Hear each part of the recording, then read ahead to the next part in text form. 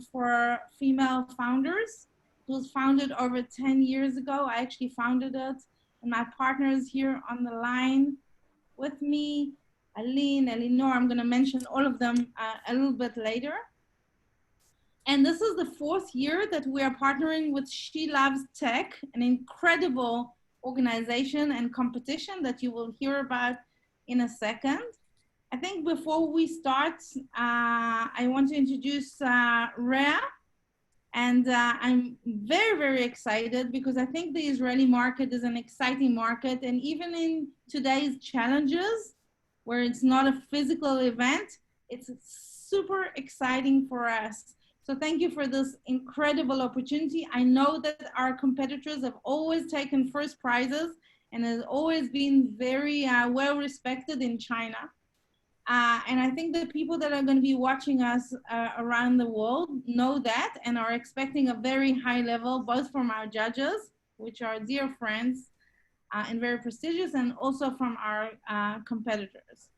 So thank you, first of all, for all of the Yazamiyot managers, especially Aline, my partner here, who manages this competition, and Elinor, Noah, and Elah, which have all worked really hectically around the clock for the last few weeks to get this organized. Ray, you want to say a few words before we show a small video of She Loves Tech?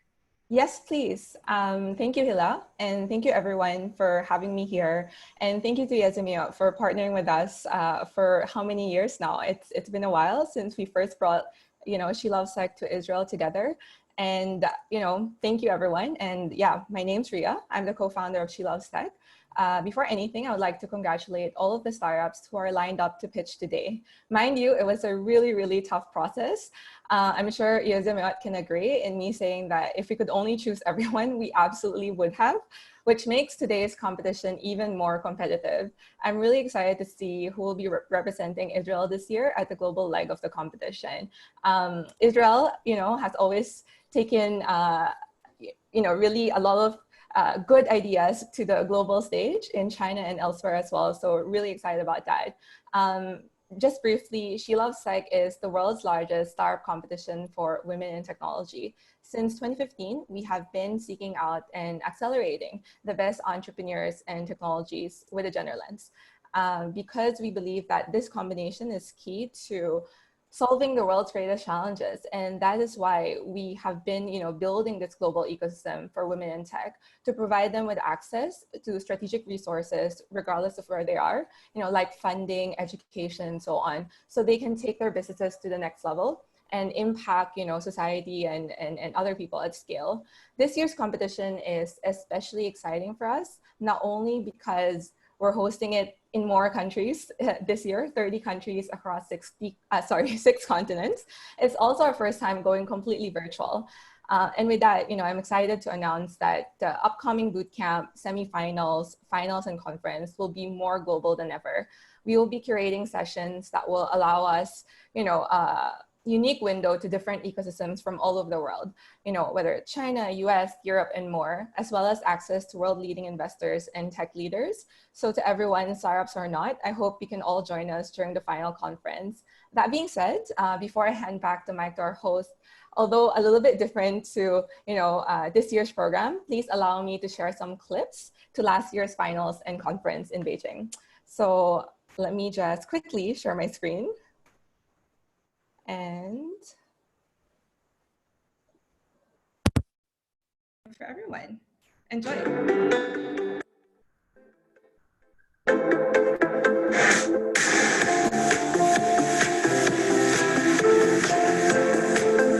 Ladies and gentlemen, welcome to She Loves Tech 2019. You are now a part of the largest women in tech startup competition in the world.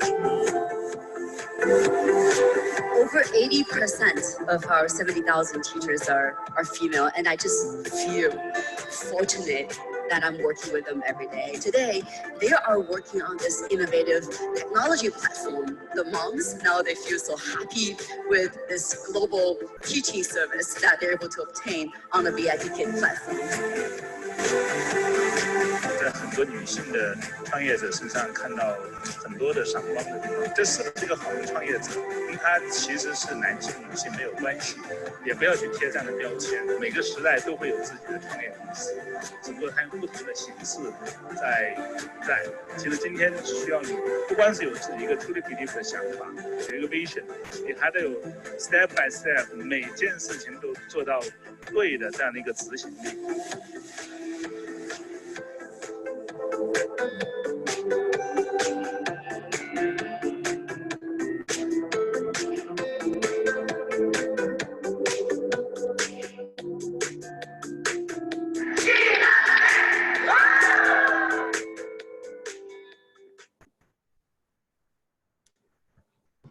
So wow, this is fantastic. So thank you very much, Rhea. I can't see you. It's very different on Zoom, yes. But I just want to say our competitor from 2 years ago, Sarah from Voice It, by now she raised more than $20 million.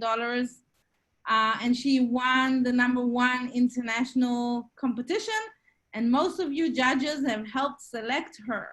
So we're hoping that you will select the right one as well, that will give us a lot of pleasure and pride. So thank you very much, Rhea. I'm going to hand it over to my partner here, Aline, and the contestants. And we hope that we'll have a really fun session. And again, thank you so much for your time.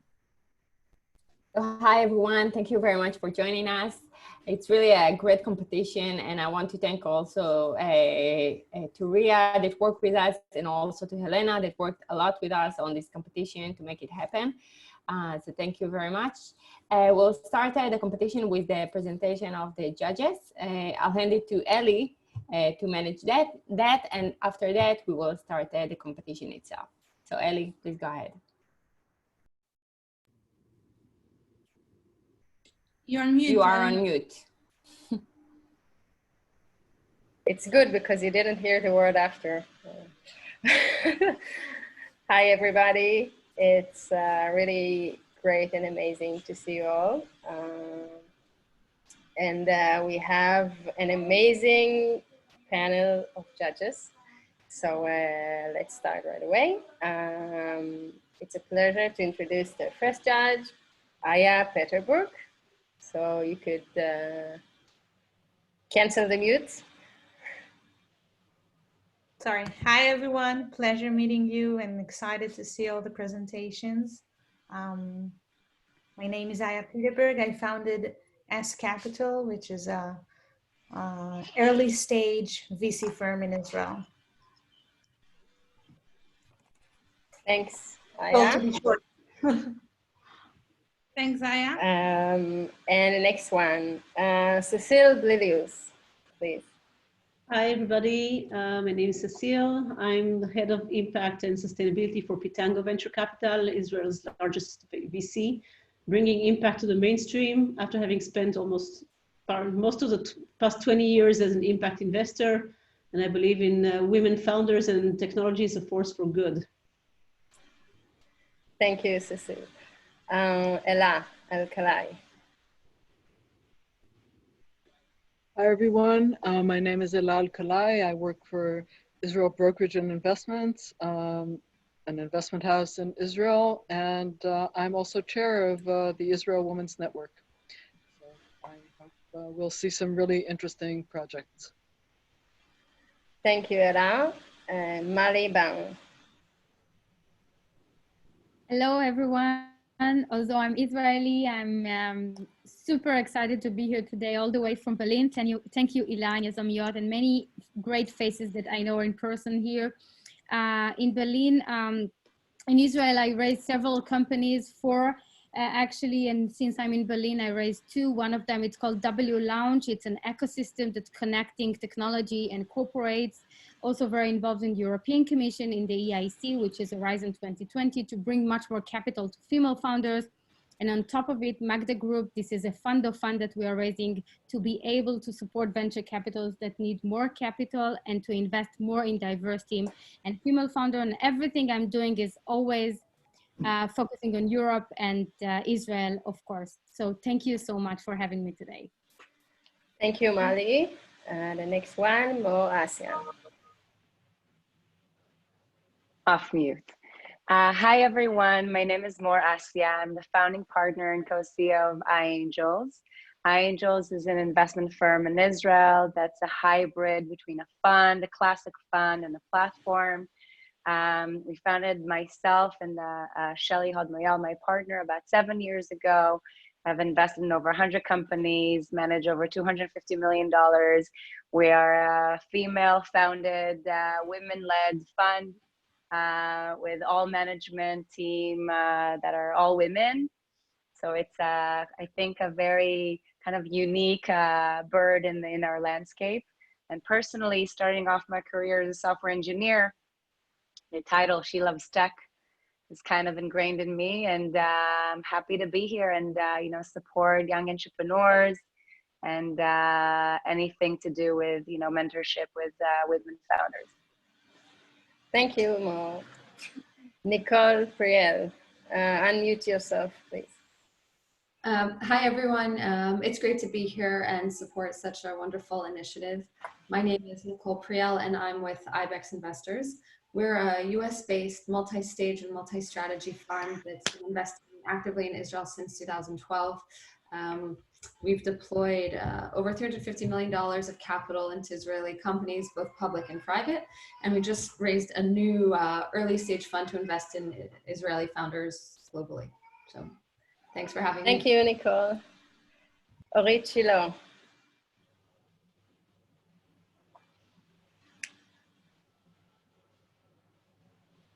Orit?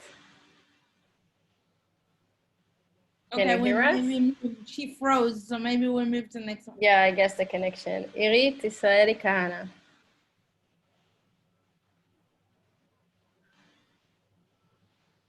Hi, everybody.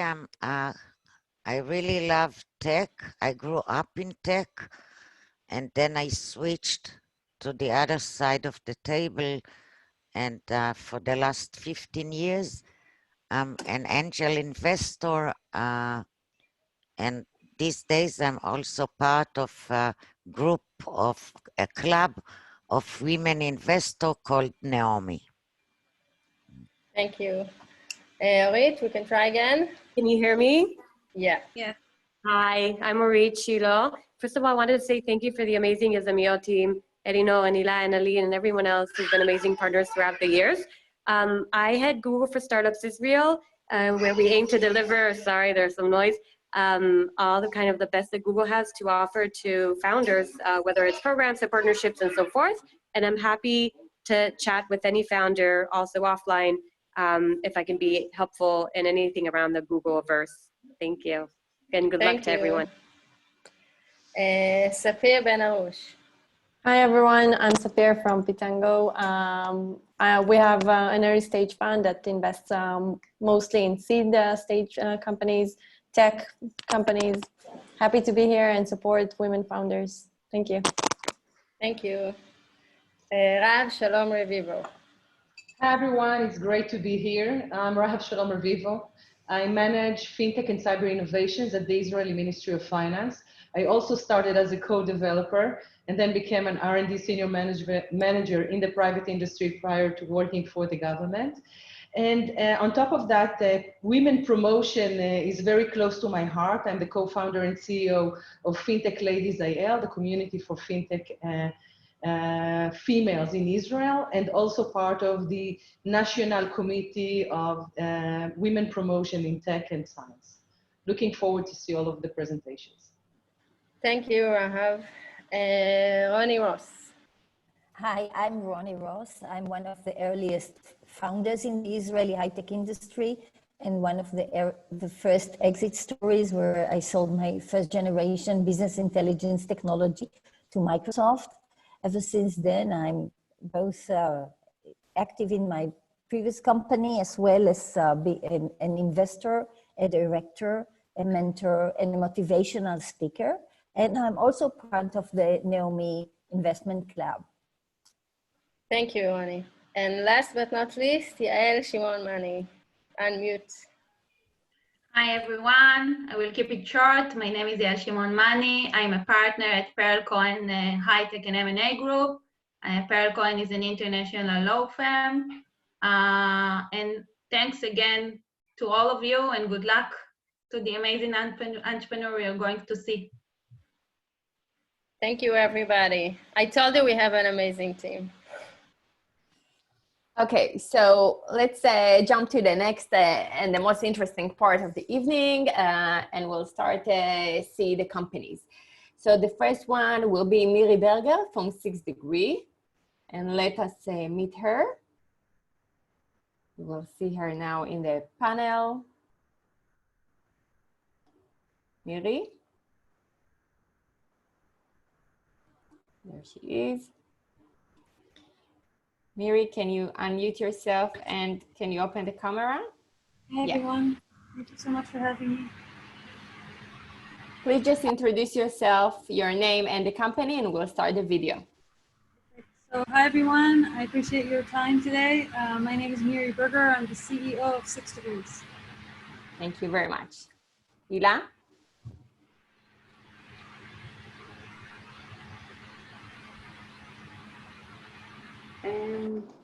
I can't share my screen. Can you put me as, I don't know. Yes, just a minute, sorry. Off. Elah, there you go. You are a co-host.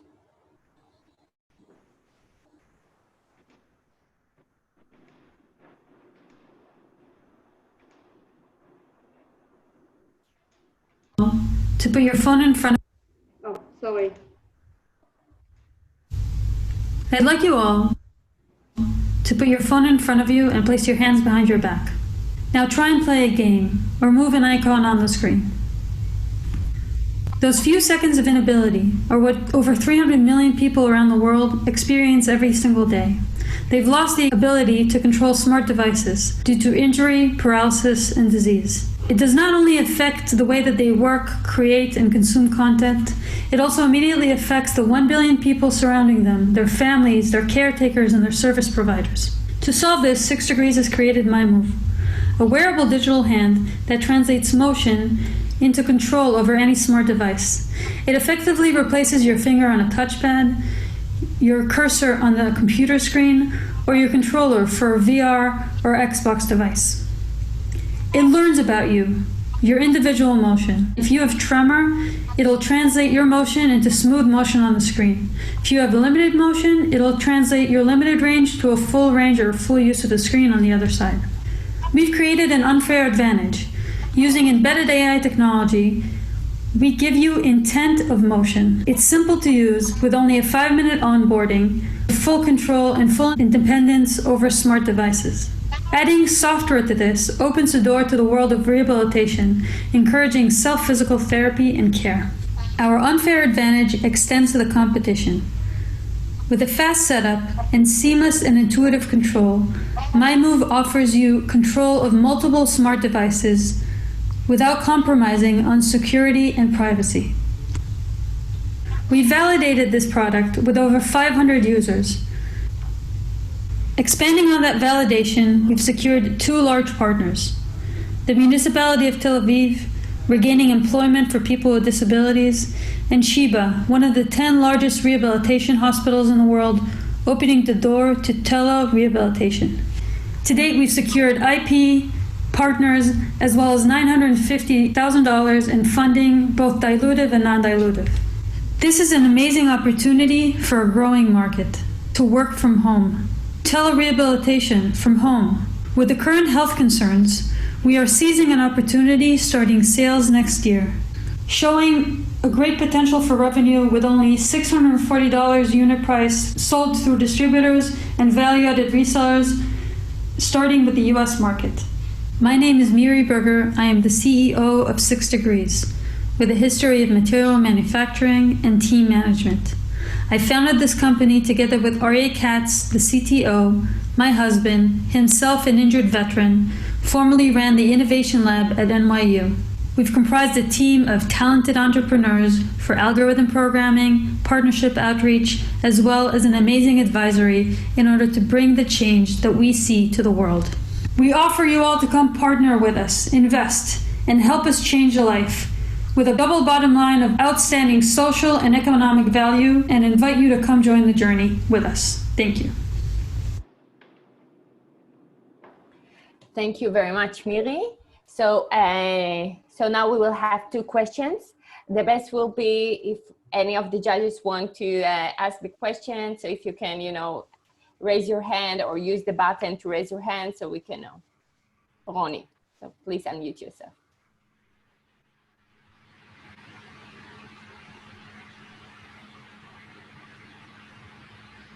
What is the status, the traction today? The market traction. Thank you, Rony. I will just repeat it, the status of the company today, market traction. So in terms of positioning, we're a team of 4. We are pre-sale. We've completed our initial pilot with partners with municipality of Tel Aviv, getting people back to employment, where we partnered up with Bet HaGalgalim, Bet Sefaron, Bet Lochem, and are now together with the municipality exploring ways of getting people back to work. We're targeting to begin our beta sales, meaning participants for current beta in January next year, and initial market sales in Q2 of next year.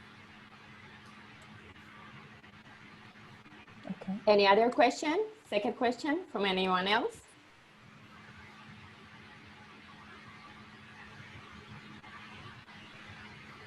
If Okay. it's okay for you, I can. If it's okay, I'll address a little statistics about China since we have esteemed representatives here. Just to give you an idea, there's 14 million people today in China that can use this device in order to communicate and go back to work. Out of those 14 million, half of them roughly have finished initial education and are available for work. 75% of them live in the periphery, but only less than 0.5% actually get employment and get the opportunity to communicate and actually benefit their families, which I thought was a very interesting statistic coming into this. So. Okay, so Elah, if you want to talk, unmute yourself. No, I just wanted to say, let's move to the next contestant so we have enough time. So thank you so much. Miri, thank you. Thank you so much. Thank you very much. Thank you, Miri.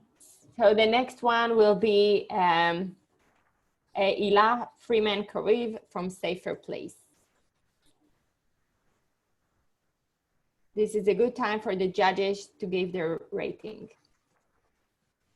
Elah.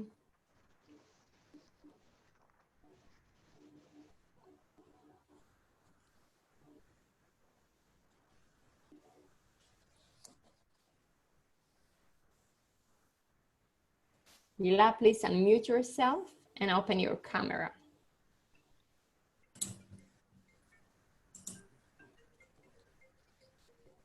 Hi, everyone. My name is Elah Freeman-Kariv. I'm one of the founders and the CEO of Safer Place. Thank you very much. Elah Arbiv, can you please run the video? Yeah. We have a lot of Elahs here today. Yeah.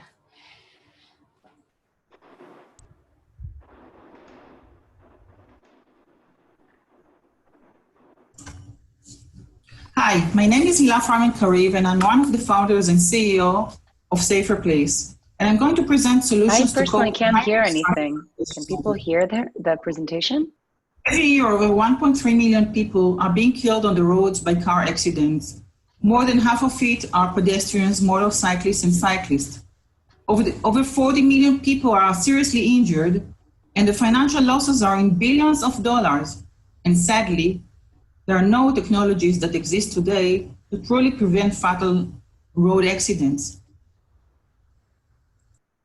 The global traffic enforcement market is over $3 billion and is globally distributed from Asia through Europe and to the Americas.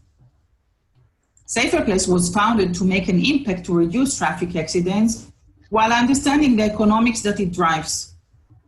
We deliver a unified technology platform, as you can see in this slide, to detect, record, and document all types of high-risk traffic parking violations, ensuring dangerous drivers off the road, minimizing fatal accidents by at least 30%. Our platform includes different deployment units, as you can see, fixed, portable on a tripod, mobile in patrol car, and handheld. And we detect many types of violations, such as users of mobile phone, disobey signs, illegal turns, crossing solid lines, not giving the right of way to pedestrians, and many more, all using artificial intelligence and video detection. For every violation detected, there is an automatic blurred video clip and images proving the violation and serve as a strong evidence in court. The benefits to our customers are clear. Road safety and traffic flow are improved. The smart city enhances the quality of life of its citizens through smart transportation platform. The police has a digital tool improving productivity and accuracy, and the citizens enjoy higher quality of life for pedestrians and drivers on the roads, and true violators are being off the road. What's our status today? Safer Place solutions are already operational and fully deployed in key cities across EMEA. As you can see, in Tier 1 clients, Torino, Napoli, Tel Aviv, Jerusalem, with millions of residents in each of them. And we are growing faster than we can scale and have a large pipeline of rotation projects.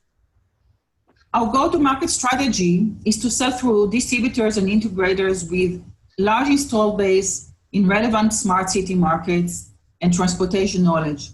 In addition to the fact that we increase road safety, we generate meaningful revenue to our customers, allowing us to offer flexible business models with no upfront investment required for clients. We either provide as leasing-based or revenue share as a percentage of revenue generated for our clients. And the return on investment for us is very short, within a month and a half only. Some financials. Our solutions already generated over 2 million tickets with hundreds of units successfully deployed in the field, generating over $300 million to our customers. And we have raised up to now $3.5 million, and since 2015, we are self-funded. We see 80% increase in violations over time, 20% increase in revenue, and 50% reduction in the number of people appealing to court. And we couldn't do that without the team. The founders of the company have huge experience in development and sales of complex technology products in big companies and startups, and elite Army technology units. Instead of speaking about us, I would just say that the founders were able to bring the company from a concept to initial sales, burning less than $350, which is the best evidence to the execution capabilities of the team. And lastly, remember, road traffic crashes are a leading cause of death around the globe.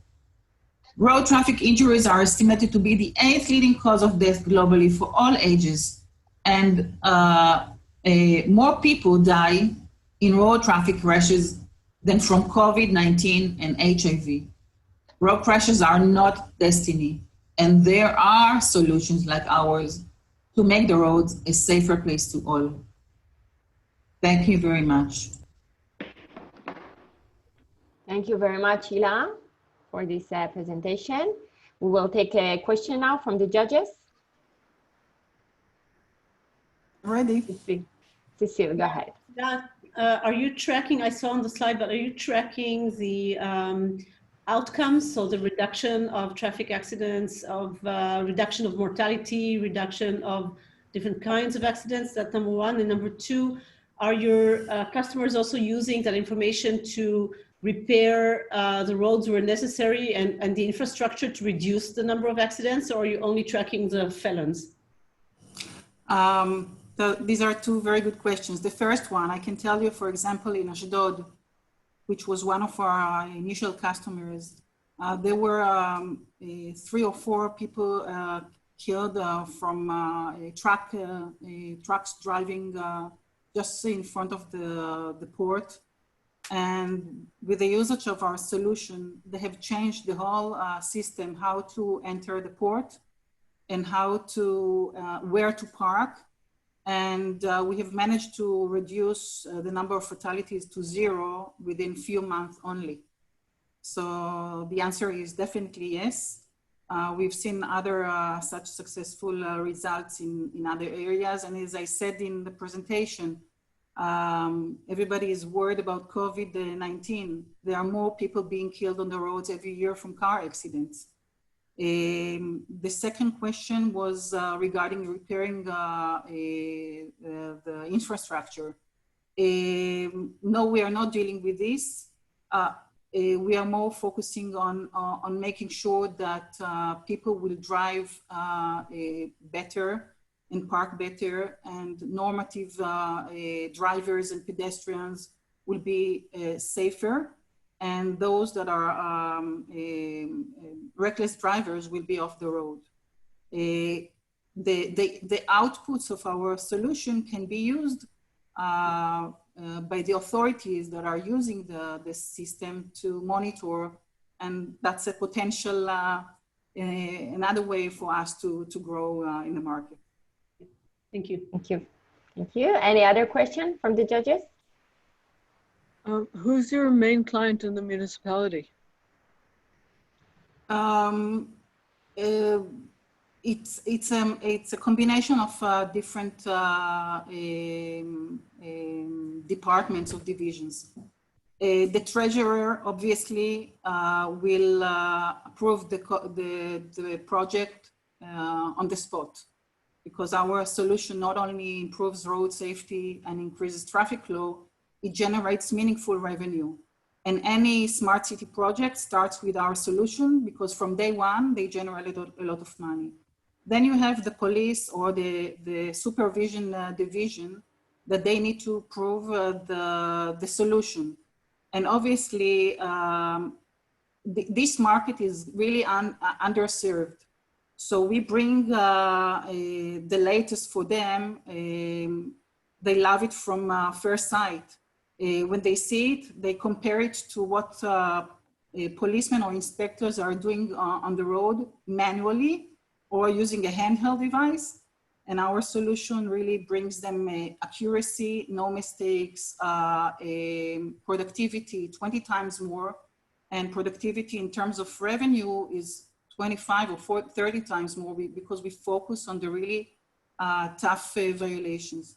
And then there is the political level, which is the mayor or the head of the transportation part in the committee, and they all see the benefits to themselves, because they can show to the citizens and to the residents that they really focus on reckless drivers, on people that park illegally in a disabled car space, or they park in a bus stop and they don't allow the bus to stop to drop people from the bus, or usage of mobile phone. All these things, the citizens will accept, rather than if you drive 90 kilometers per hour versus 80 kilometers per hour, which is very controversial. So we really focus on the tough violations that are really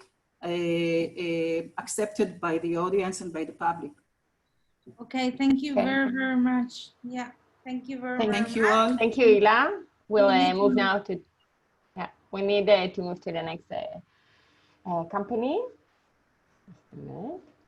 This is a great time for you to grade while we are uploading the next companies, so that we have everything real time. So if anyone can't find the grades or anything, please write us in the chat and we'll help you. Seems to work good. Okay, so we have Chen Rosner from Clearia. Hi, yeah. Hi, hello. Please introduce yourself. Yeah, I'm Chen Rosner-Orbach. I'm a co-founder at Clearia, and I'm super excited to be here. Thank you for this initiative. Thank you. Elah?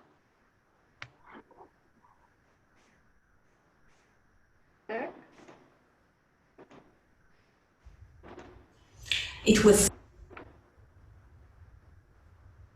7 a.m. in the morning. My alarm clock went off. I snoozed it, and then on the way back, my hand landed on my chest.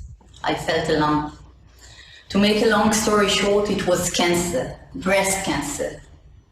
That was an awakening call that sent me on a journey for helping myself and others live a healthier life.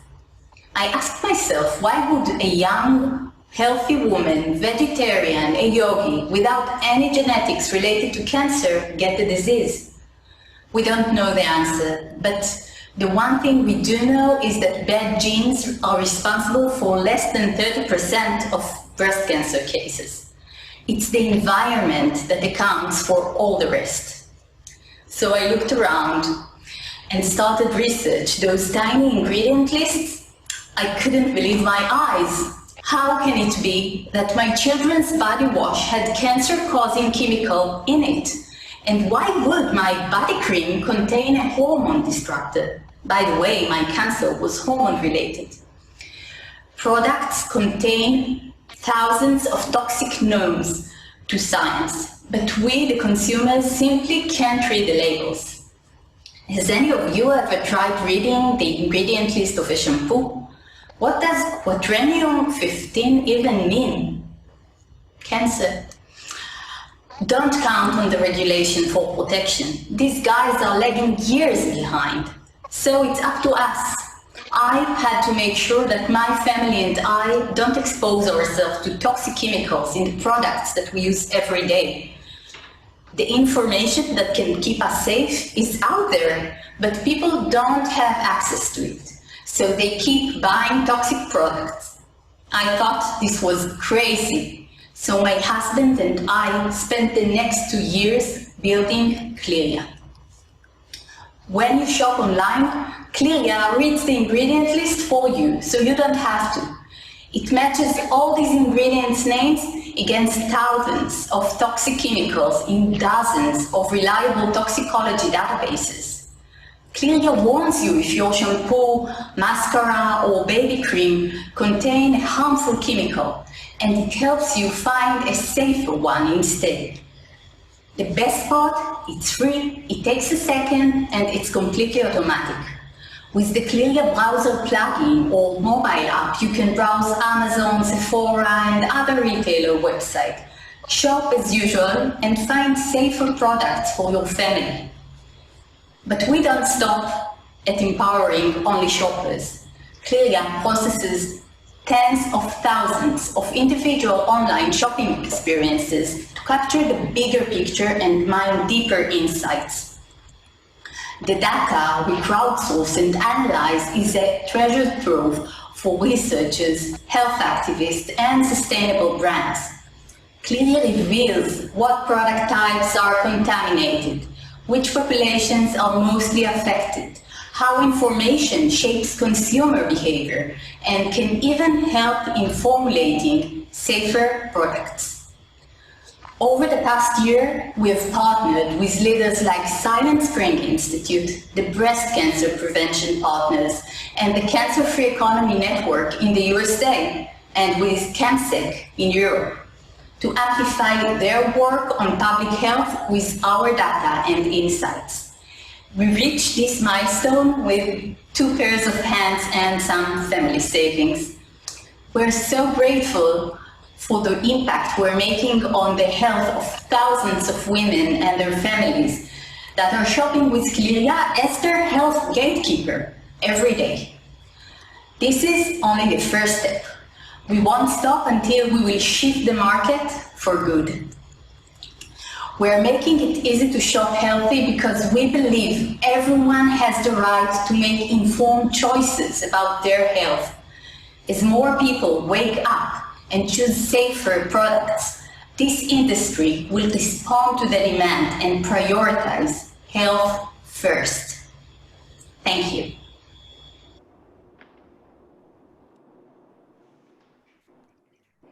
Thank you very much. So we'll take some questions out. Aya? Yes, can you please, first it's an amazing objective. Can you tell a little bit about yourself? And I'm guessing the co-founder is your husband? Yeah, the co-founder is right here next to me, my husband. And a little bit about your background, please. My background, I had BCS in computer sciences, and then later on I had cognitive sciences and MA, and I started a PhD in brain sciences, and then I got sick. So I stopped the PhD, but after I stopped with the PhD, I switched to yoga teaching, and having Cliria. So that's the background. So I have some computational background, but well-being, I'm more into the well-being. Thank you What very is much. the business model? So maybe I'll let my co-founder answer that business model. Sure, why not? So Cliria is free for its users, but since we essentially recommend safe products, then the trivial business model that we will implement is an affiliate model. Moreover, we're going to monetize the data. For example, we're going to offer consulting services to sustainable brands in order to help them develop and formulate safer products. Thank you. Sapir, did you want to ask a last question? Just a quick question about the regulation. When the time will come and the regulation will do some, of course, corrections, what will you do? What will be your product? We wish that this would happen. The regulations are currently, like the last time that there was regulation in the USA was 1838 about cosmetics. There are only 10 ingredients banned in the USA compared to thousands of ingredients in the EU. But still, even in the EU, there are so many toxic ingredients that are still out there. So we have some work. I wish that we'll have this problem. Thank you very much. Thank you, Chen, and your husband. So we will move now to the next company. Romy Gaps from Clan.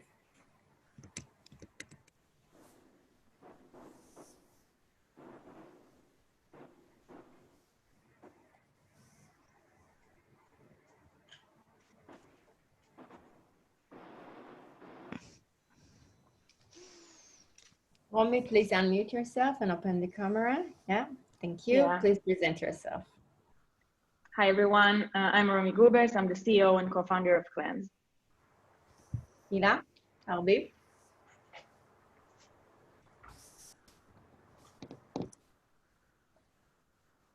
Hi, my name is Romy Gubers, and I'm the co-founder and CEO of Clans.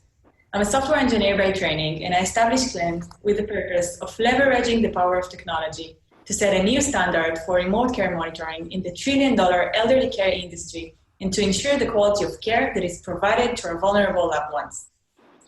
Before I dive into details, let me briefly share with you our current status. Clans was established in 2019, and in this short period of time, we managed to win several global prizes, build and deploy an MVP, analyze more than 2 million caregiver care recipient interactions, get initial traction in the US, raise $2.2 million, and build an A-team with 10 incredibly talented R&D and business experts. Now imagine yourself for a few seconds as a business owner, trying to provide the best service possible. Now consider that, first, your clients cannot speak for themselves and provide you with feedback. Second, your service provided by a remote workforce, and most of the time, there is no supervisor around. Third, your employees are doing one of the most challenging jobs in existence, both mentally and physically. And last, the consequences of low quality of service can have a real impact on clients' and employees' life. For home care providers who provide caregiving services in the homes of the elderly, this is an inherent part of the business. The industry is struggling with quality of care oversight, an issue that causes revenue loss, liability, and reputational damage. Clans was established in order to solve the unmet need for transparency and risk management for these organizations. the most common type of solution today for remote supervision are security cameras. And why it is not enough? First, because it requires unique and sometimes complicated hardware. It feels intrusive and uncomfortable. It only detects physical incidents, which are less common. It has many blind spots, and last, it requires human intervention. For this reason, Cleanse was created. So how does our solution work? Our solution integrates to any existing monitoring system that can record audio. It can be wearables, mobile devices, or even cameras. The system automatically pulls the audio into our cloud-based environment and analyzes it using our IP-protected algorithm.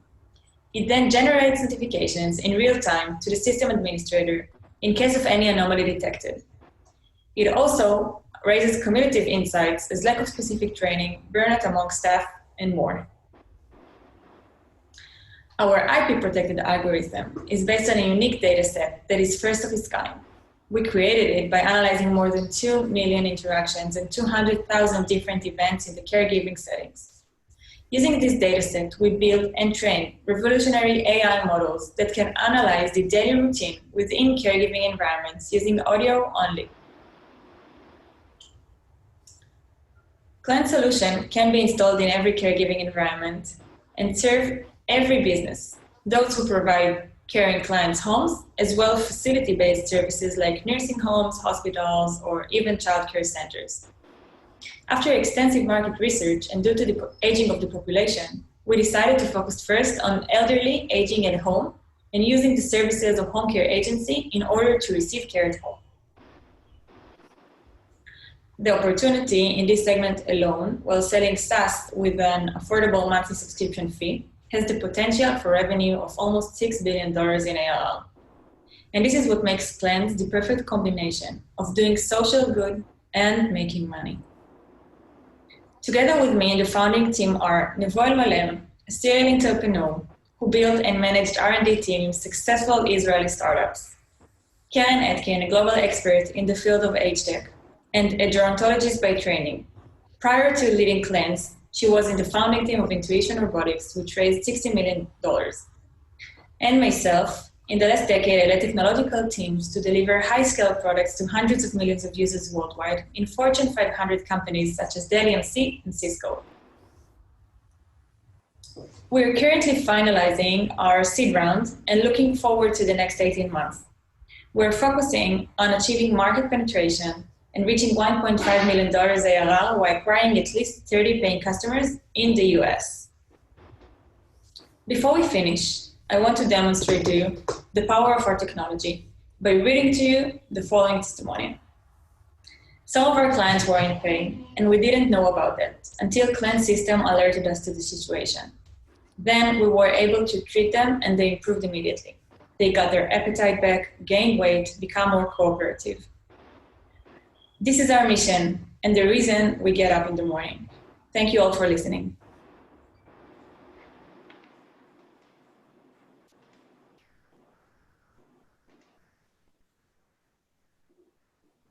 Thank you very much, Rony. Any questions?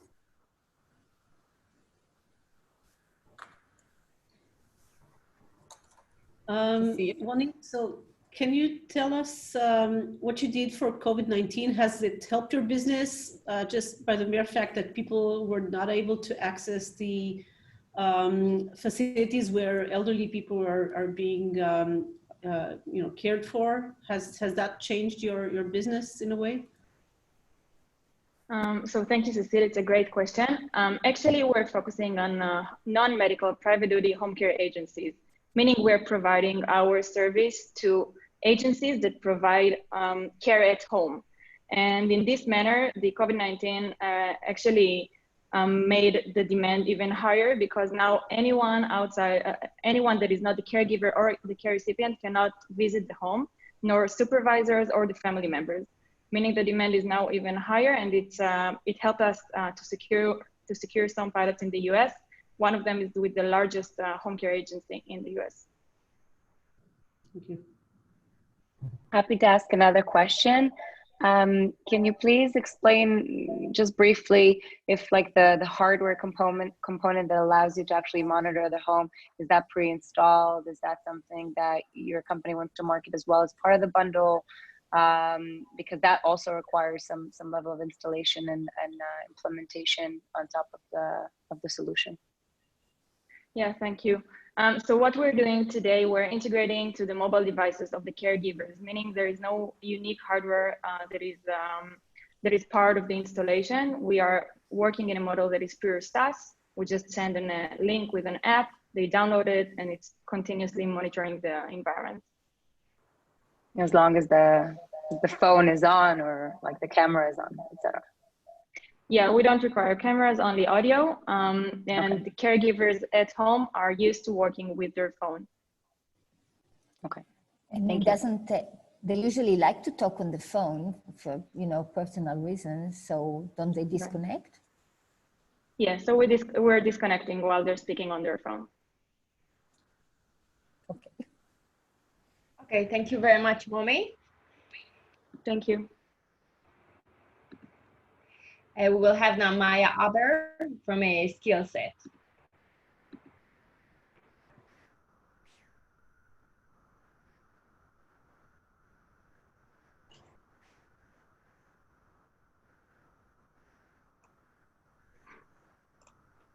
Hi, I'm Maya Aber from the CEO of Co-founder Skillset. Thank you for the opportunity to be here. Thank you, Maya. Elah?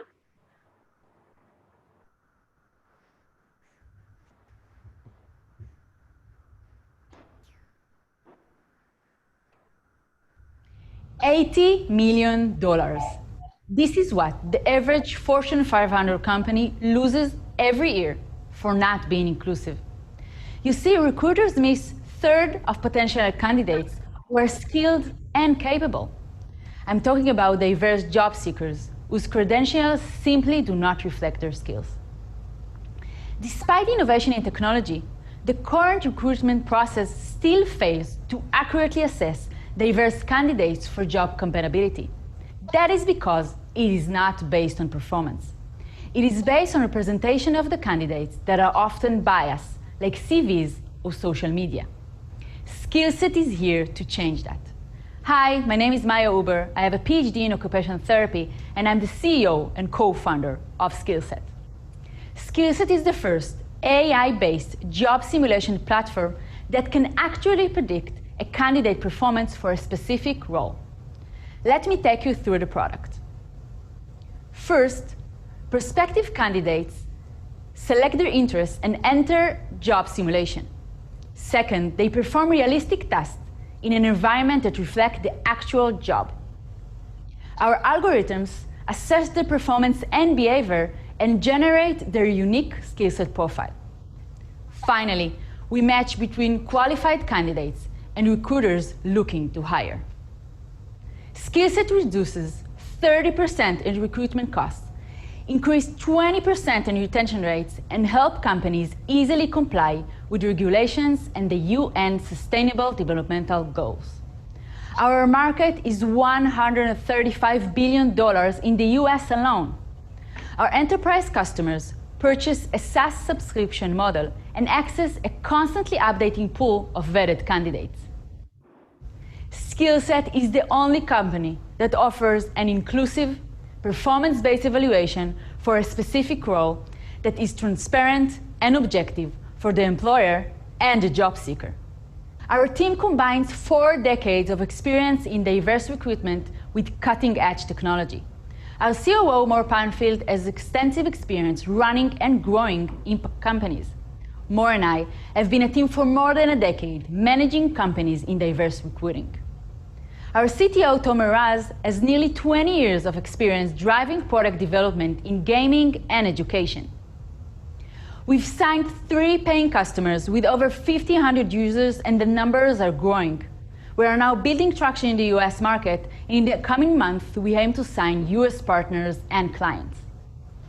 We are backed by the Israeli Innovation Authority, Techstars, and Bank Poalim, and we were announced as champions for Wizi's Prizes 2020 award. We are Skillset, and we are here to revolutionize the way companies reach their pool of talent.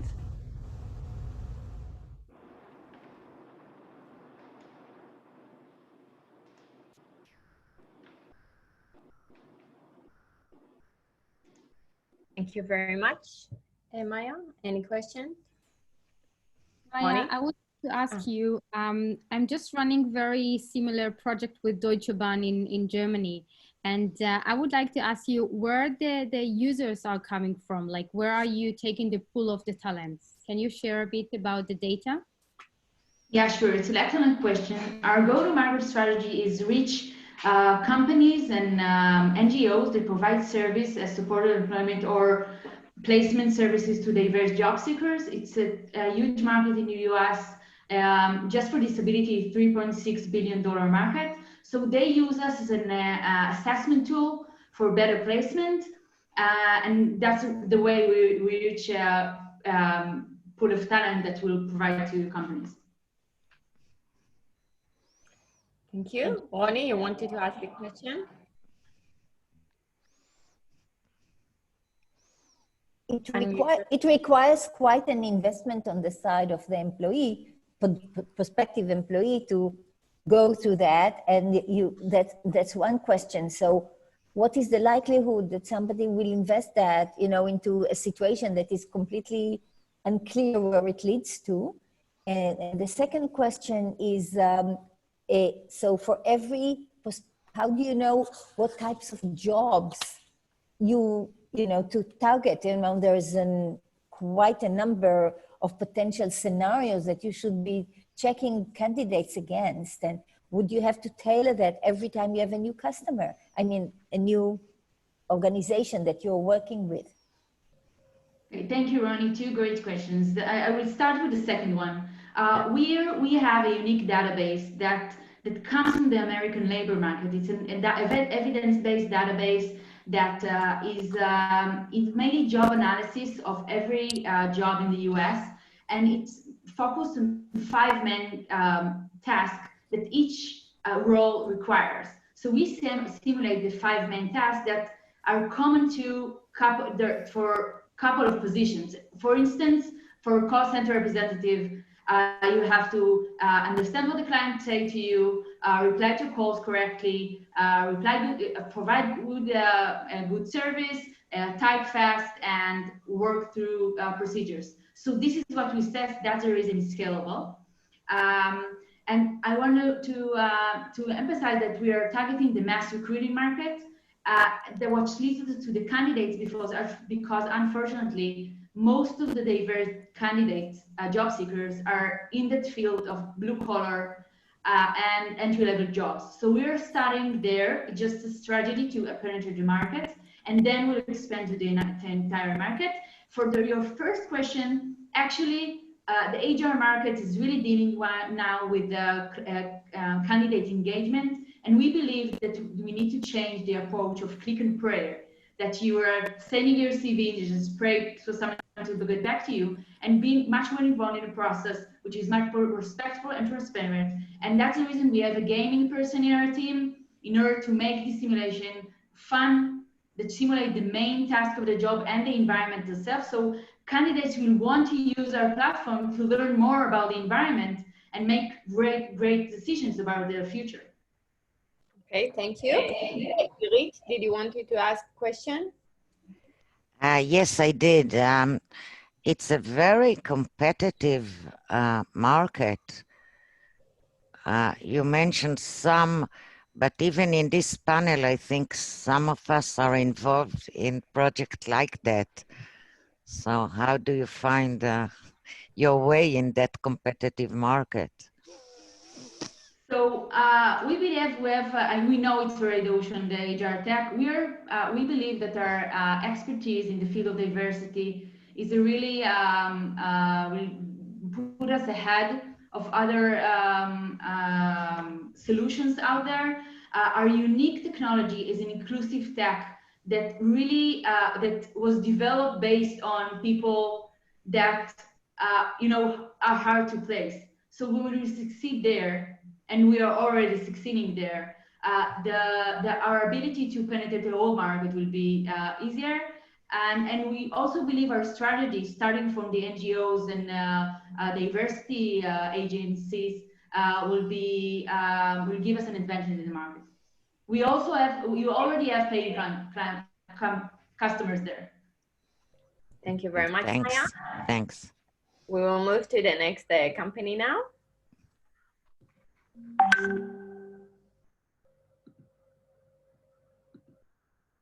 Okay, we will have Natalie Feldman from Salvatio Push.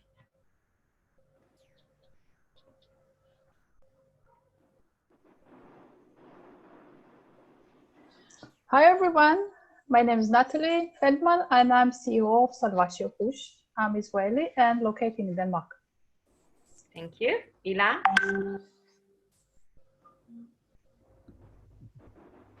A few years ago, during my contract job in East Europe, I was taken to the forest on a freezing winter evening for sexual reasons. I felt fear, anxiety, and I thought I was going to die, if not from the rape, then from the frost. I'm not the only woman that life has been affected by sexual assault. Millions of women in the world experience the same.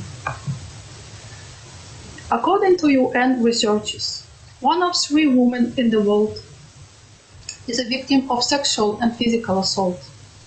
Every 73 seconds, someone has sexual assault in USA. According to statistics in Israel, every day 230 women get raped. Imagine just for 1 second, they can be you, your daughter, or your friend.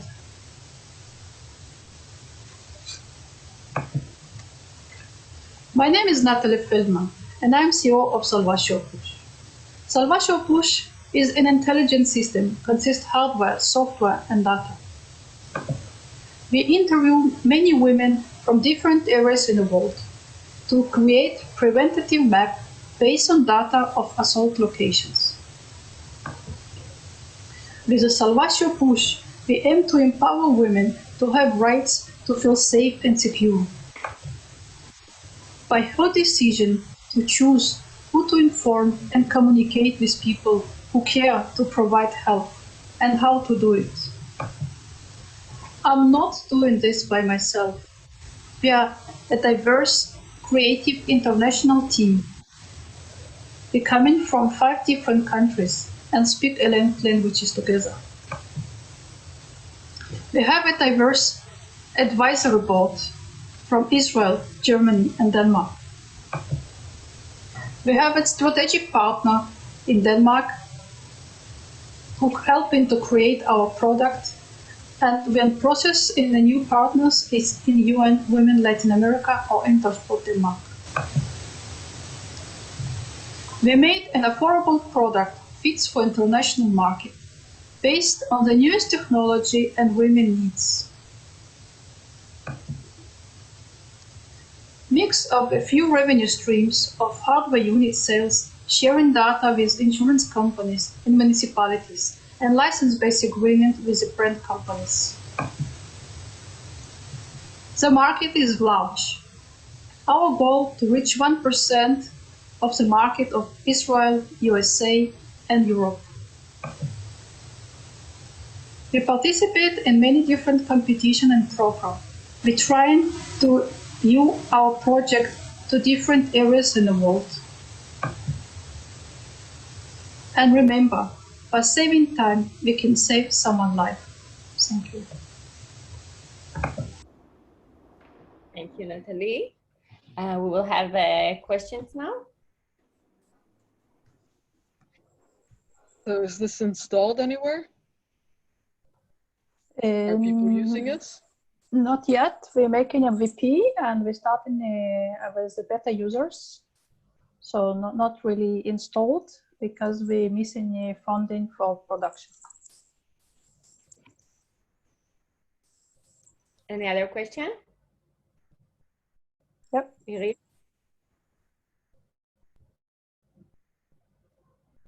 You are on mute. Okay. Extremely important mission. so bless you. I wonder, the women themselves need to buy something. How do you understand the B part of the B2B? But how do you get to the person itself, to the women out there? Yeah, thank you for the question. We created survey. We got around 400 response about women who would like to have a product by themselves, not to buy via other companies. And yes, the user have the device and the receiving part has app to receive the information. Okay, thank you very much, Natalie. We'll move to the next company.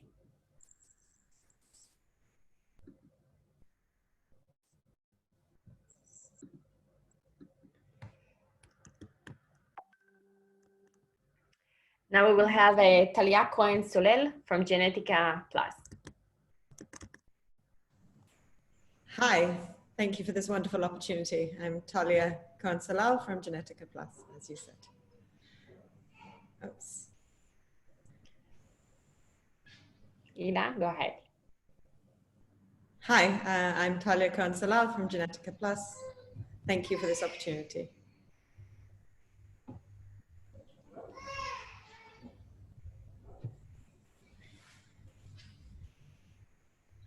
Hi, my name is Dr. Talia Cohen-Solel, and thank you very much for this wonderful opportunity. 300 million people globally suffer from major depression, and every 80 seconds, one of these individuals takes their own lives. We urgently need to change these statistics. So what's the problem in major depression? Well, while more and more people are getting access to treatment, the treatment they're getting simply is not good enough. One of the top grossing drugs in the US in 2015, Cybbalta, failed in 9 out of 10 patients. Overall, 60% of patients try multiple medications searching for the right treatment for them. As there are over 70 different medications to choose from, and each one takes weeks to months to test in the patient loses months to years of their lives, or even their lives, searching for the right treatment.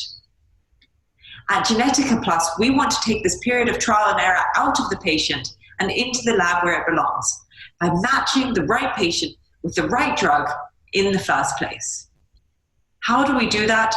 We're developing a simple blood test which combines the patient's genetics, their personal history, together with their neurobiology using our unique brain in a dish screening platform to provide a recommendation for each patient to tell them which antidepressant is best for them.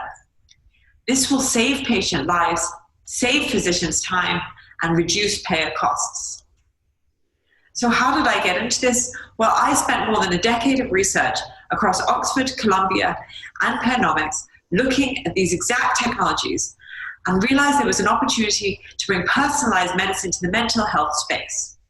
I'm joined by my co-founder, previously junior faculty at Harvard, Dr. Daphne Leifenfeld, previously junior faculty at Harvard, and most recently the head of personalized medicine at Teva, and a wonderful team of scientists, 6 PhDs out of our team of 10, and wonderful business development support members as well.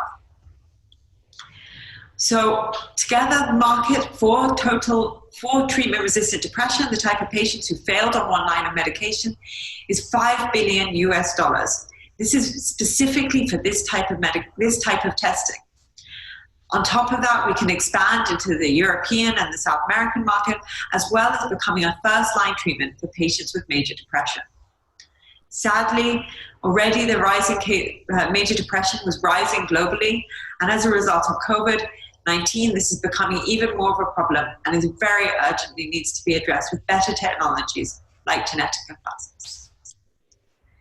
We'll be targeting the physicians, starting with the top 30,000 prescribing physicians in the United States, but we'll also be reaching out to patients as we know that healthcare is becoming more and more patient-centric, and payers who ultimately pay for the medications at the end of the day.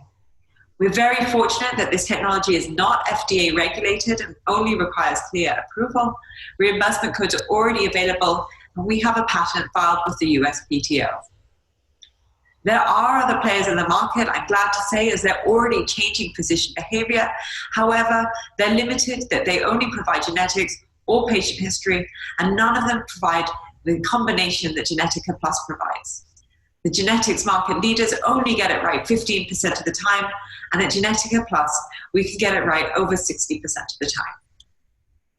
This provides just one of our revenue streams. We'll be selling this test to physicians at our competitors' pricing of $2,000 per test. But furthermore, we can expand into drug discovery as well as in the long-term big data sales. Since starting the company in 2018, we've raised $2.6 million in VC-backed seed rounds and government financing. We've completed a pilot with the National Institutes of Health, the prestigious American research facilities, and have our patent filed with the USPTO. In the next 2 years, we'll be expanding clinical trials across US and Israel, starting with Jefferson and Sheba hospitals. We'll be doing our UX UI testing to prepare our product for market and carrying out our initial pilot to allow us to enter the US market. I'd like to thank you for your time, and I urge you to join Genetica Plus in our battle to fight depression head on. Thank you.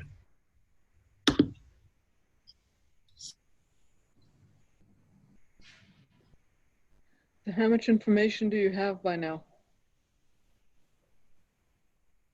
So we've already, can you see me?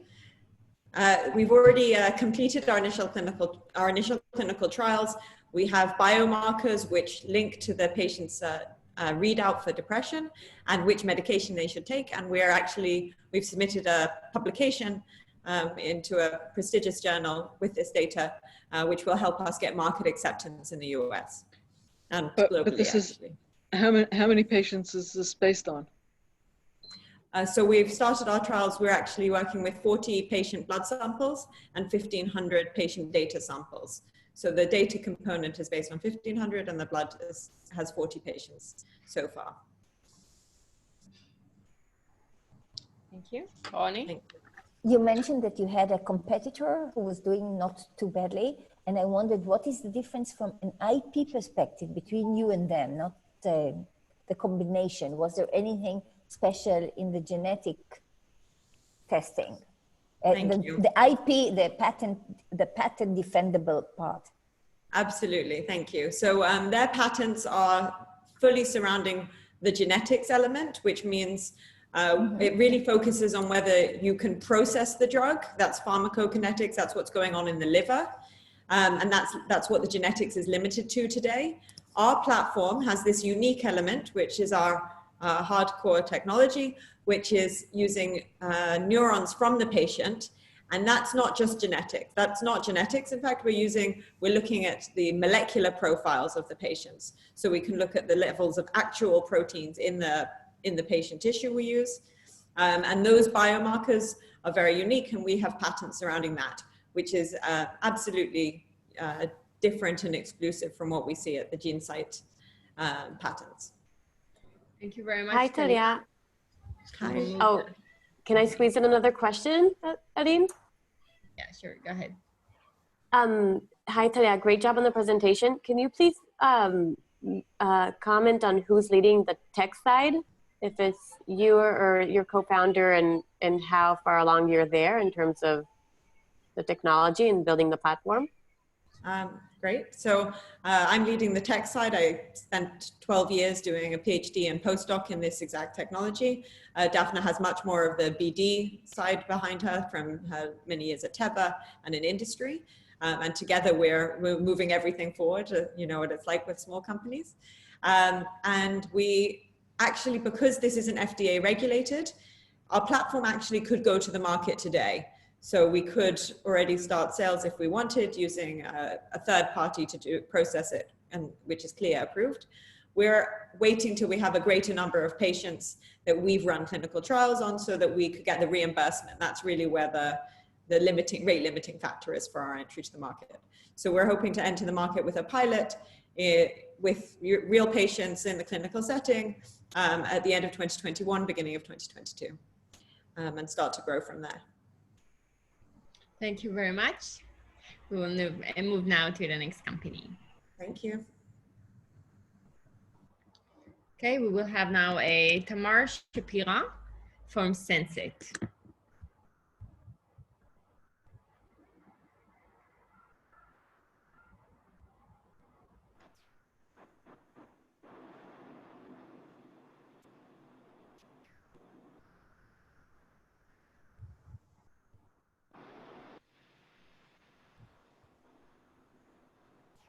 Hi, can you hear me?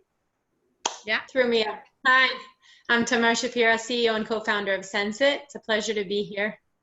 Thank you very much. Elah?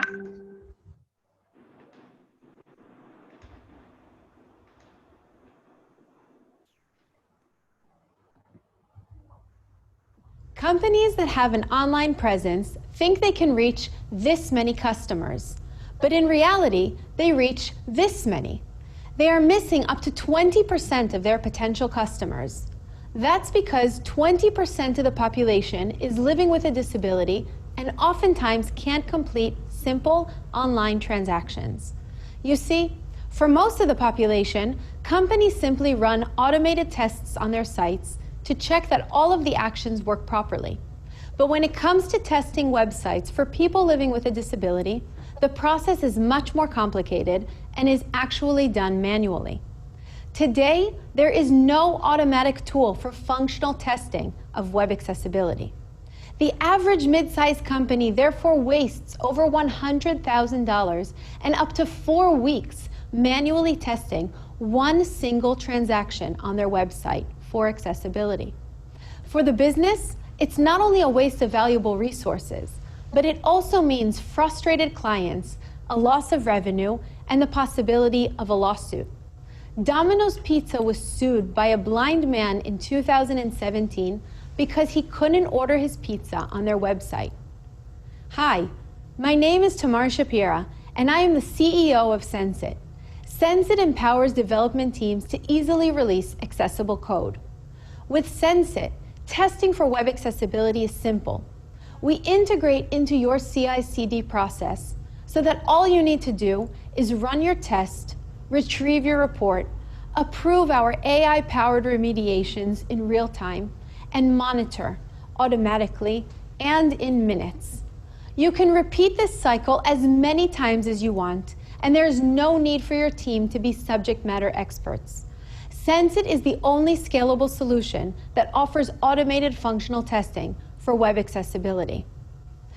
The market is huge, $140 billion, because this is every company's problem. Sensit offers a SaaS business solution with a monthly subscription fee and dynamic pricing, depending on the complexity of the website.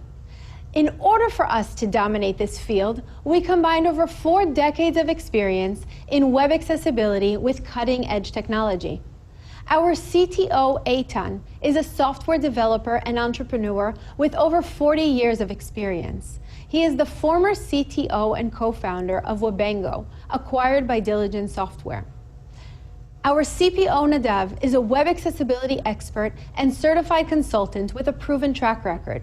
He worked with clients in government, retail, and hospitality since opening his own accessibility consulting firm in 2012. I am a seasoned entrepreneur with over a decade of experience in consulting, management, and e-commerce business development. I initiated several projects and organizations, and I have a passion for solving the world's biggest challenges. Today, we are working with El Al Israel Airlines, and in the last month alone, we signed a new commercial agreement, and we have a POC with a leading technology service provider in India. Sensit will participate in a pilot program for web accessibility testing led by Atos. And today, I am happy to announce that we launched our latest version of Sensit. Our vision is to enable a more inclusive digital world. Join us today and help us ensure that every website is accessible to every person. Thank you very much, Tamar. Any questions? You mentioned that there are no competing products but there is, I'm sure, some sort of competition. So what kind of level are they? Yeah, so the main competitors in the field they're consulting firms that offer web accessibility testing. They have technology in place, and the biggest difference between the technology that they offer and what Sensit offers is the actual testing of functionality. In other words, the technologies that are out there today can test content analysis, even in an actual process on a website. They're testing just individual elements, and what Sensit is doing is actual step-by-step, that you can go from one step to the other automatically. And that's the biggest difference between what we've developed and what's out there today. Thank you. And yeah, Cecile, go ahead. Yeah, hi Tamar. So my issue here with the solution is that you're only providing half of the story. So after your client has diagnosed what kind of problems they have on their website, you actually don't provide them with a solution. And that's where the problem starts, because solutions are very, very expensive, and most companies will rather be sued or take the risk of being sued than actually take action on that. So how are you, I mean, what's your mitigation? What's your offering to your clients that will, when they ask you that? So it's a really good point. So first of all, the clients that we're working with today and what we're going to the first, the early adopters are those that are already implementing some sort of accessibility within the organization and actually integrating within the development cycle, so that Sensit is an integral part of the DevOps and QA automation. And then within the time, like while they're developing, or, you know, today in agile teams, they're testing while developing. And that's the point of Sensit, that they can have some sort of picture beforehand, fix it within the development as opposed to testing after after a release.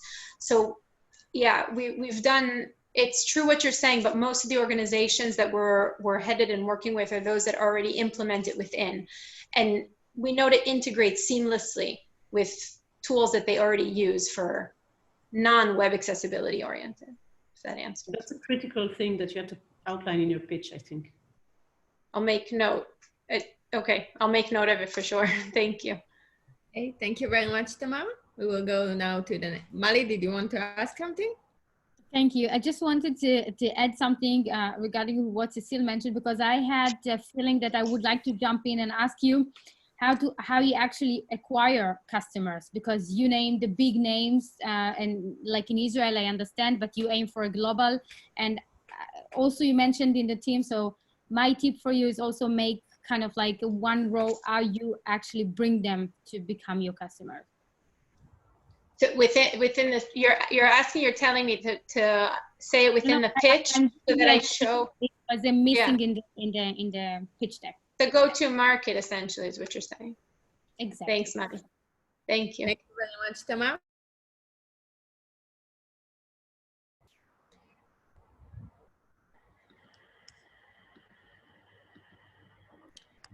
The next one will be Brenda Zetlin from iPlus Medical.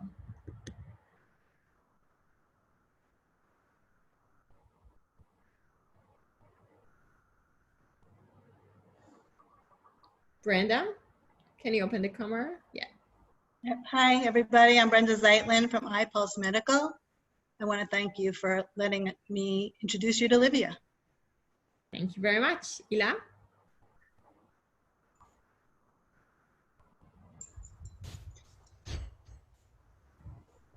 Hi, I'm Brenda Zeitlin, and I'm here to introduce you to Livia.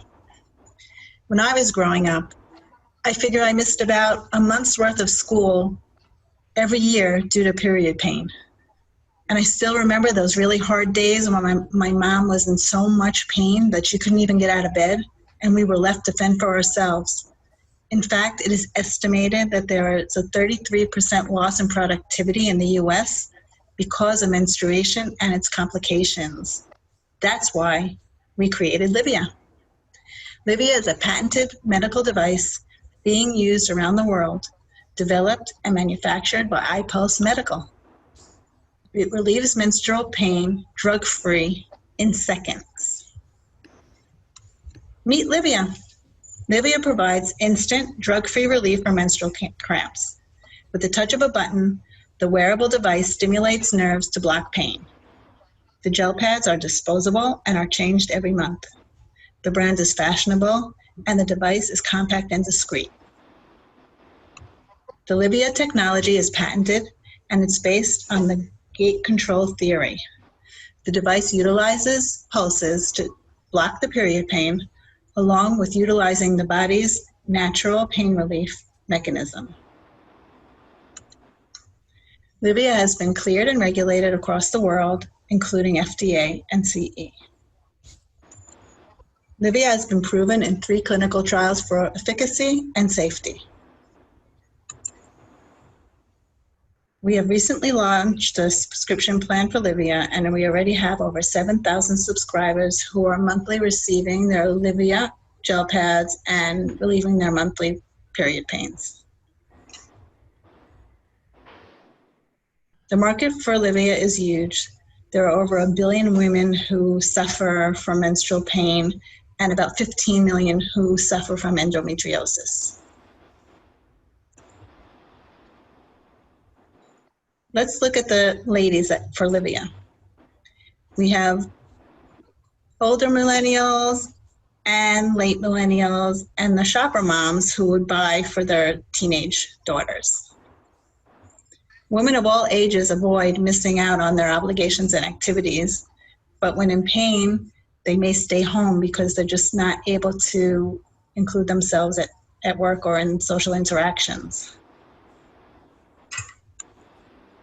Today we have over 100,000 customers around the world, and we're still growing. Livia has become a recognized brand and received many prizes and recommendations and testimonials on our social media. Livia can be found online and also in retailers across the world.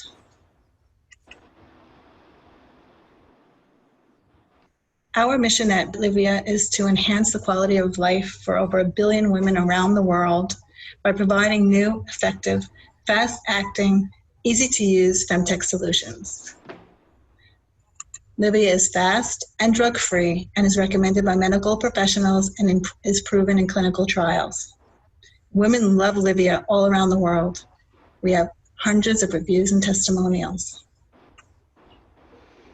Thank you. I'm open up for questions. Thank you very much. So you already did the work for me. Do we have any questions? Yes. It looks like you're already selling. Are you already selling? And if so, what is the ARR? It's not, I'm guessing it's revenue, actually. So what is the revenue? Currently, we have $13 million in revenue, and we're looking for investment to expand and to come out with for our version 2 of the device. And what is the BOM, the cost of sale? I don't know. I can get that information to you. Thank you. Any other question? Can you say another word about how it works? So it's a patented technology, and it's based on pulses that the gate theory is that you can't kind of feel pain in 2 different places. So there are pulses that are placed on the ovaries, and there's a switch that can kind of make the pulses stronger or less strong depending on the need of the patient, and it relieves the pain. It also uses like a natural kind of kicks off the natural pain relief in the body, so it works together with the natural pain relief in the body. Is it similar to a tense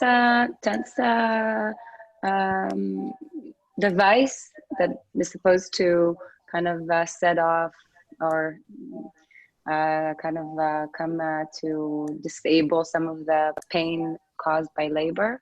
You know, that it's in the back. So it's similar, but the frequency and the pulses are specifically developed for menstrual pain. Okay. Does it work for 100% of the women? Pardon me? Does it work for 100% of the women, or? No, it works, and we've had 3 clinical trials, and it's shown about 90% effectivity. Yeah. Thank you very much, Yeah, Brenda. I don't remember seeing the slide about the team. So basically, it's the technology was developed by technology entrepreneurs Tzvi Nachum, and together with Dr. Barry Kaplan from Bellington Hospital, and his son, basically, Chen Nachum, took the technology and commercialized it, marketed, and at the time it wasn't really able for commercialization, and he took it and he marketed it and is now running the company. Okay, so now we will move, thank you very much, Brenda. We will move now to the 10 company, the last one. Agar Rips from Ladingo.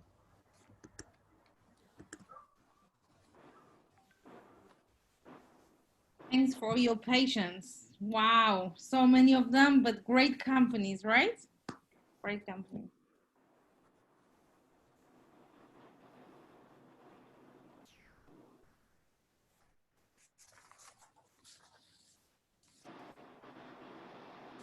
Hi, everyone. You see me? Yeah. You see me and hear me. Hi. Great to meet all of you, familiar faces, and all the female founders here. Thanks for the opportunity. Elah, go ahead. Global e-commerce. What didn't we say about this market? An ever-growing one. You can buy everything online. Well, apparently we've been lied to, because you can't buy anything. I mean, you can buy, look at the categories, you can buy almost everything online, including commercial inventory. But when it comes to buying from another country, cross-border shopping, this is where half of the categories will disappear, even more than half. And this is not really a surprise, because when you want to buy the larger items, the larger categories, or the larger quantities, large shipment means maritime industry. You would have to deal with it, with a very old and inefficient industry, and you would have to know your way through taxes and duties. Otherwise, you may end up paying for costly mistakes. So this means that the B2B or B2C e-commerce cross-border is yet to be unlocked. We believe that buying large items or commercial inventory should be just as easy as buying an iPhone case. And this is exactly what we do here at Letting Go. We believe in e-commerce without limits. You can ship any size, any weight, anywhere, if you're a seller or if you are a buyer. We do a seamless experience to all sides. We make the shipments rates affordable. We make it optimized, and we do customs automation. We do it through a SaaS solution. This SaaS can be used by both the buyers and the sellers. They can easily enter the details of the product, get quotes in seconds, track the orders and the shipments, and manage them from this software. But let's talk about the experience. The experience is seamless because when you shop, you will see the fully landed rate that includes the duties and the taxes in the destination country. And it's final and guaranteed by Letting Go, because we know exactly the applied taxes of the product. And I explain about that later. But the second thing that we do is the container optimization to make it affordable. So we do a digitalized consolidation, Uber pool for containers, and this way every buyer pays only for their portion in the container. The next thing that we do is we do optimization for the route, like move it for the shipping route.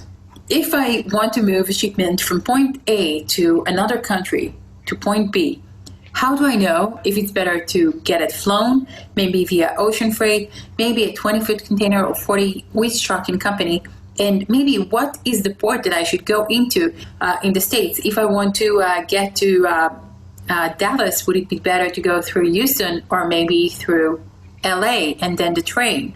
So those are things that we solve and we optimize with our algos and actually offer the best route based on rate or ETA sensitivity. Here you see various customs forms. Okay, what I see is a lot of fields you need to fill and a lot of human errors potential. So what we do in Letting Go is we automatically generate those forms, eliminating human errors. Today, we track and update more than 2 million customs rules in our software, so we basically know better than the customs broker and even sooner. And this is especially crucial for a rapidly changing environment. Let's talk about achievements. So today we work with large forwarders around the world, and we have more than 35 tracking companies in the US and integration with 70 ports in the US. We work in 4 countries, which is China, Canada, US, and a lovely tiny country, Israel. We have raised $2 million, and our lead investors is a company called Zim, an Israeli public company, is having a market share of more than 10% in the Chinese market in terms of container shipping. We are proud to be in their portfolio. And this could have not happened unless you have a great team. So meet my co-founder, this is Guy Levy, 20 years of programming experience and leading tech companies, computer science degree, and also mathematics with 5 granted patents state and more to come. And myself, I'm Hagar, I'm the CEO and co-founder of the company. Sold my first company at the age of 25, and ever since I'm in the tech industry, and I'm coming from the worlds of SaaS and e-commerce. On our team of board and advisors, you will find Asaf from Zim, who is the VP Global Customer Service, Harush, who is the co-founder and president of ironSource, an Israeli unicorn, and Mr. Rafi Binya, who is a former CEO at FedEx Israel. So I want to thank you for this opportunity to present here. I'm very excited to see more female CEOs and female founders. Thanks.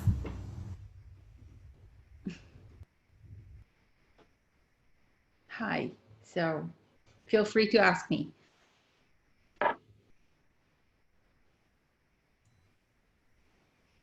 You hear me, right? Yes.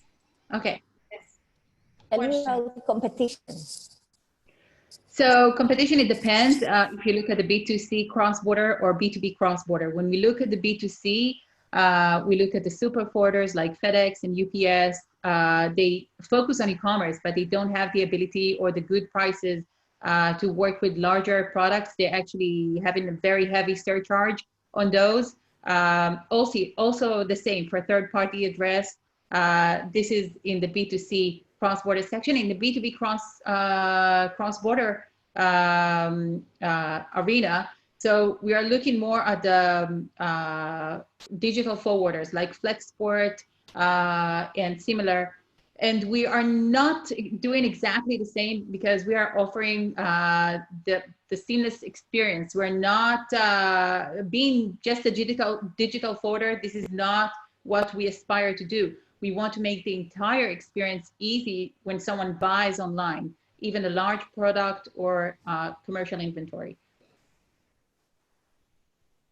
Anything special that is patented or that prevents other people to make the same transition into the level of service that you're providing? Yes, absolutely. All the algos that we use for optimization inside the container and for the routes and also for the customs. We are currently one of the only companies, if not the only one, that is offering a full customs solution, shipping with customs solution with generating the applied taxes for ocean shipments. So this is something that is causing, this is a big barrier for every company that will want to compete us. It's not patented because we did talk with the lawyers that actually told us this is not a good idea to patent algos today. So this is the reason. Okay. Good question, Agar. How would you like to implement this product in China? China is the main market. As you know, China is the manufacturer of the world. So if you buy from the US or from Europe, you would many times just discover that you will see that the product was made in China many of the times.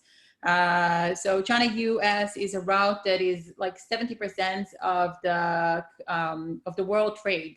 And we are based in China. And this is a focus for us. China, US, this is the focus for us currently as a company. Okay, thank you very much. Thank you. So that was the last company. We heard today 10 amazing companies. So first of all, we want to thank you, the judges, for the great job and for the great questions. Before we move to the second part, so we can have all the rating, Elah, do you want to add something? Elah Brenner? I just want to say this was not trivial. It's a long session, and I want to thank the judges, but also the candidates. I think they were very good candidates. I think they're really different, and I'm beginning to look at the rating of the judges. I want you to keep in mind that it's very different stages, and sometimes it's really difficult to choose, but we're looking for the candidate that will best represent us in their international competition. So it needs to show our talents and necessarily the best female founder that you can think of. So it's really important because it's very difficult to judge this. I really believe that. But we want to take first prize again internationally. So I'm counting on you. So it needs to be someone that you really think is great. I also want to thank the viewers. We have so many people from Yazamiyot viewing this session. So it's really, really important. And we're going to spend a few minutes now. Aline will move to the second part. And then we will announce very, very soon the winners, right? So the one winner is going to get tons of prizes, and we're really looking forward to it. So we're going to spend a few minutes here. Aline, I'm handing it back to you. Thank you. So for the next part, I want to invite Ariel Briskin. He's the general manager of the Israeli Chamber of Commerce in China, and he will tell us a little bit about the opportunities the startups has in the Chinese market. So Ariel, I'm moving you to the panelist.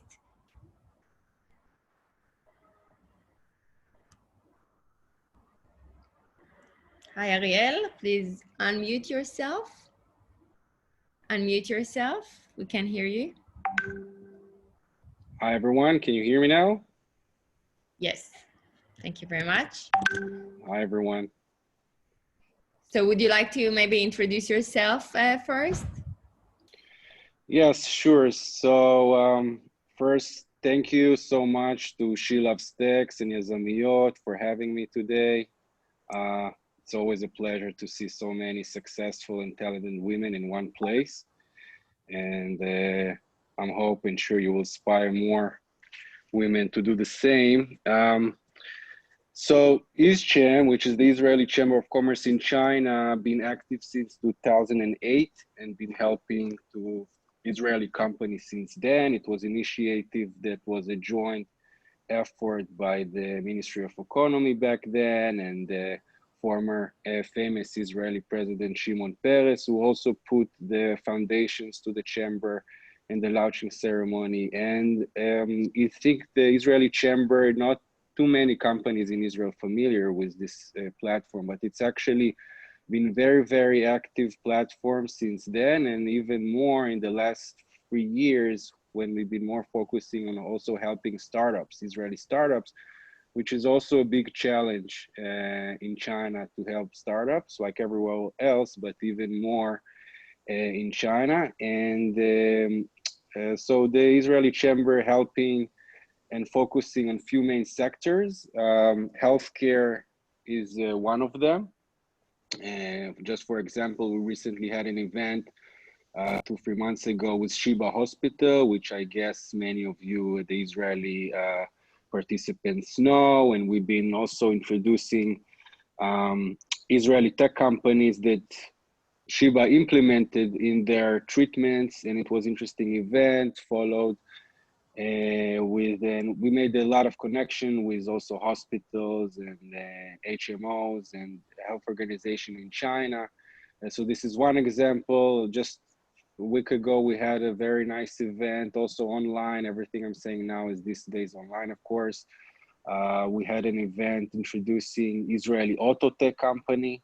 So Israeli startups from the automotive sector introducing to Chinese OEMs, introducing their tech, and also followed by B2B meetings and hopefully some cooperations. But we're also active in agriculture, which actually a lot of people don't know, but agriculture is the most mature sector when discussing Israeli companies. So Israeli companies started to be active since the 90s, last century. And also education technology, and now femtech also is it's called smart manufacturing, and many, many others. So we've been helping and still helping also startups to find potential partners, investors, etc. So this is briefly about us. Thank you very much. So maybe you can share with us like key startups or tech trends in China right now, like 2 or 3.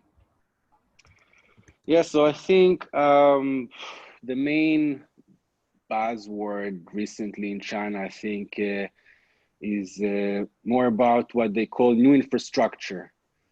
So China always been good in infrastructure when building buildings and railroads and roads, but today they're doing the transformation to new infrastructure, which is more cloud services, big data, the 5G networks, and all this related technology. This is what they call new infrastructure. So if any Israeli company sees themselves that can bring value to this ecosystem or to these technologies, they definitely might be potential in China.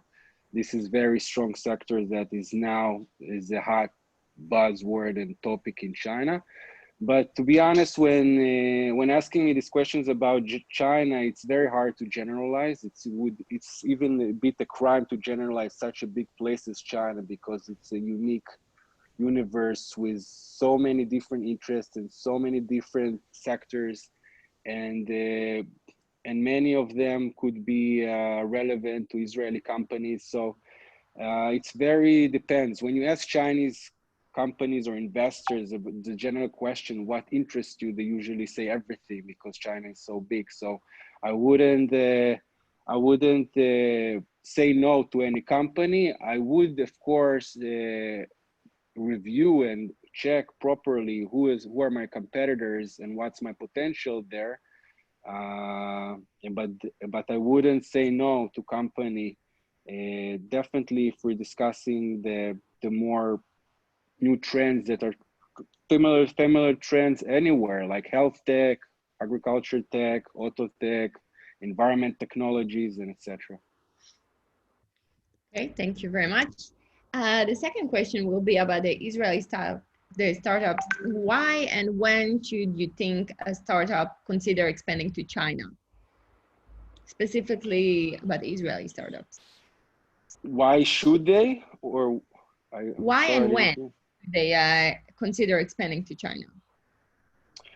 So why I think so? Usually startups see it's when people asking about China, so they see it as when you ask Chinese investors when they see Israelis, so they see China as a big ATM. You know, they think, okay, there's the biggest market in the world, a lot of investors, and of course things are more complicated, and China would prefer not to brand itself as a big ATM. But I think the reason why is I think Israeli startups should definitely consider the Chinese market, especially these days when we see actually a very overwhelming recovery from the COVID-19. We see the China's market back to normal, almost completely. And you see they're working on a different pace than the Western world right now, than Europe and US. And if there's a place now to discuss potential cooperation and investments, I think China is the place. However, there are also other complexities that you should take into account, if it's the travel restriction and if other tensions that are there as well. So I would advise also not to just go straight forward without thinking, but to discuss and take the advice from organizations, either the Israeli governmental organization or the Chamber of Commerce or others, to understand better what's the opportunity, where, with whom, when, and why. If I would usually recommend to Israeli company to consider the Chinese market and actually start an operation and hire local staff, is I think once you have a customer, a real paying customer, not POC, not pilots, not potential JVs, whatever, real customer, paying customer. If I would, my thumb rule is usually not to go for JVs. JVs, for those who don't know, is joint venture in China. I would more focus on organic growth, on getting and having real customers. You know your product actually, or your service actually needed in China. And then I would definitely, first step, consider hiring local staff, because today is even more critical than before. I don't see any chance to succeed in China without strong local team. And this would be so why and when is once you have paying customers.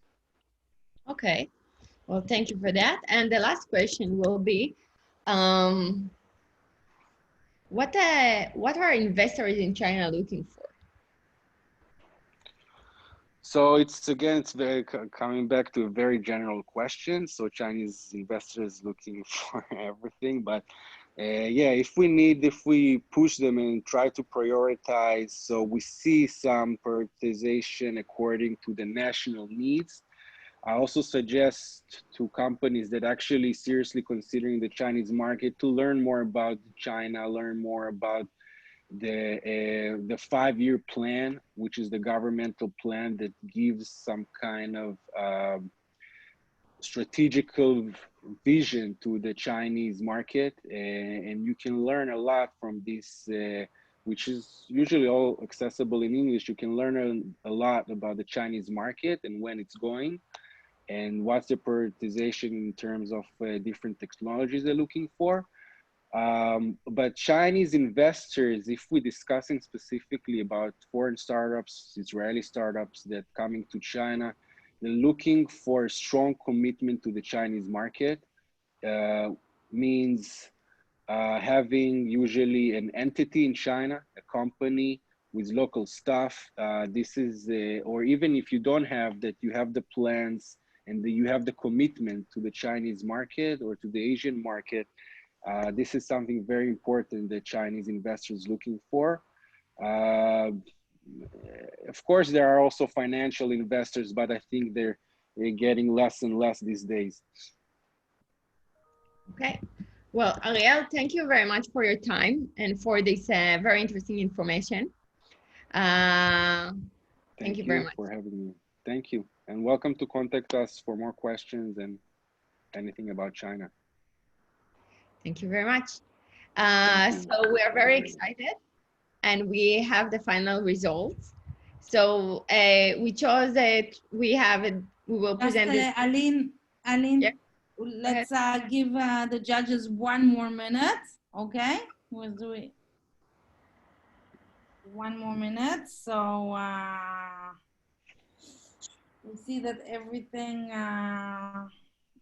Just give us a second, maybe.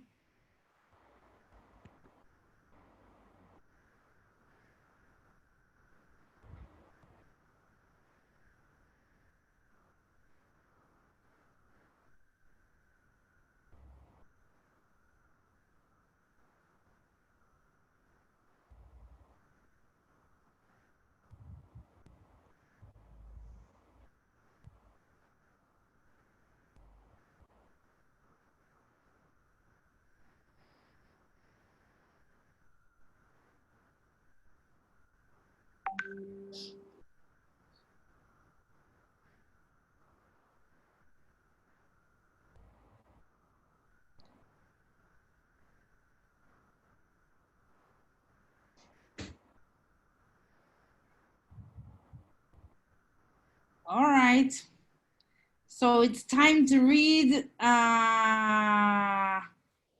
Aline, you're gonna read it, I just wanna make sure before we read it, we thank the Yazamiot team, right? It's super important. Aline, who's run this, Elinor, Hila, can't see everybody here. Noah, and it's final. Aline, you can read it. Okay, so the company.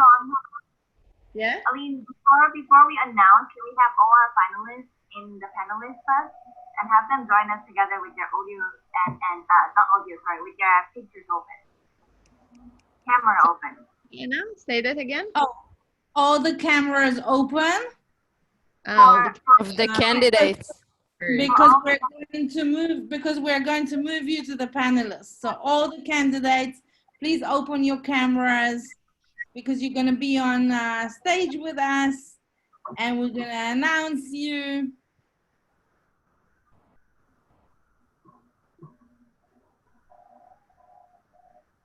Rony. Do we have everyone already? Rony, wait, Rony, we're reading it. Okay. Do we have everyone? Miri Berger. Miri Berger, we don't have her.